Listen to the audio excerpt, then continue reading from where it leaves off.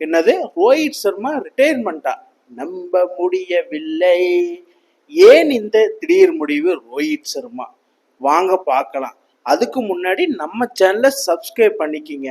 அப்போனா தான் நம்ம போடுற வீடியோ உங்களுக்கு வந்துட்டே இருக்கும், நீங்க பார்த்து என்ஜாய் பண்ணலாம். ரோஹித் சர்மா ஒரு காதல் கதை.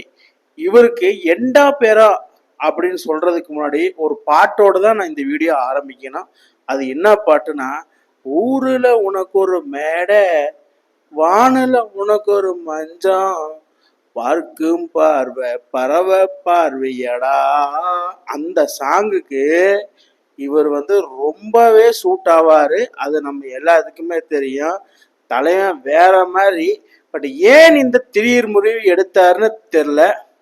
ஒருவேளை age doesn't not matter, but age 38 ஆனதுனால என்னமோ தெரியல, யங்ஸ்டர்ஸ் ஃபியூச்சர் ஆஃப் இந்தியாவுக்கு யங்ஸ்டருக்கு ஒரு சான்சஸ் கொடுக்கணும், அவங்கள மேலும் மேலும் வளர வைக்கணும். அப்படிங்கிற பட்சத்தில் ரோஹித் சர்மா இந்த முடிவை எடுத்திருக்கலாம்.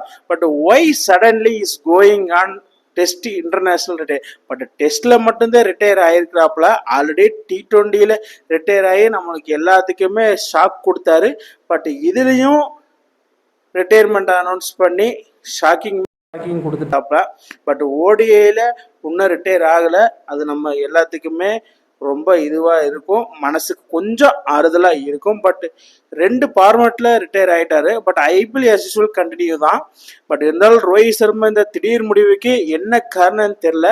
பிசிசியா இல்லை ரோஹித் சர்மாவா இல்லை அவர் சுற்றி இருக்க ஃபேமிலியா இல்லை சில்ட்ரன்ஸா என்னன்னு தெரில.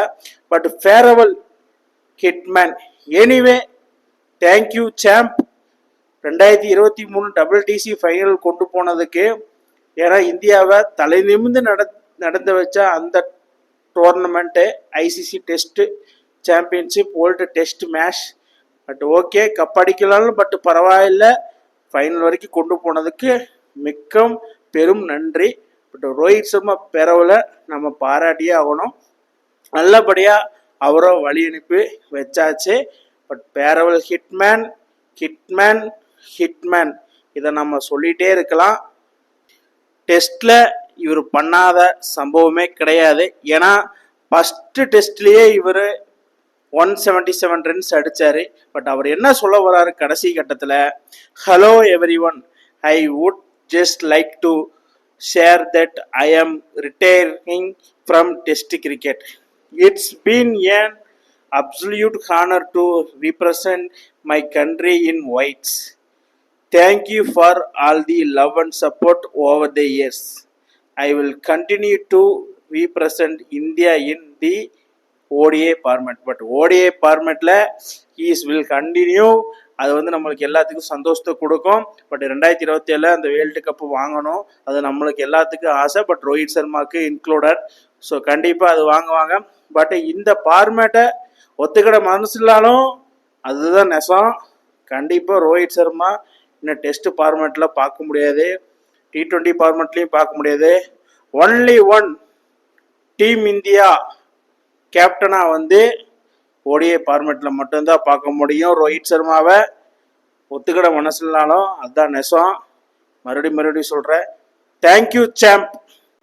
ரோஹித் சர்மா ஏன் இந்த திடீர் முடிவை எடுத்தாரு, அதுக்கு என்ன காரணம், நீங்கள் கீழே கமெண்ட் பாக்ஸில் கமெண்ட் பண்ணுங்க. இந்த மாதிரி இன்ட்ரெஸ்டிங் கிரிக்கெட் வீடியோவை தெரிஞ்சுக்க நம்ம சேனலை சப்ஸ்கிரைப் பண்ணுங்கள், லைக் அண்ட் கமெண்ட் பண்ணுங்கள். மேலும் மேலும் உங்களுக்கு வீடியோ வந்துகிட்டே இருக்கும்.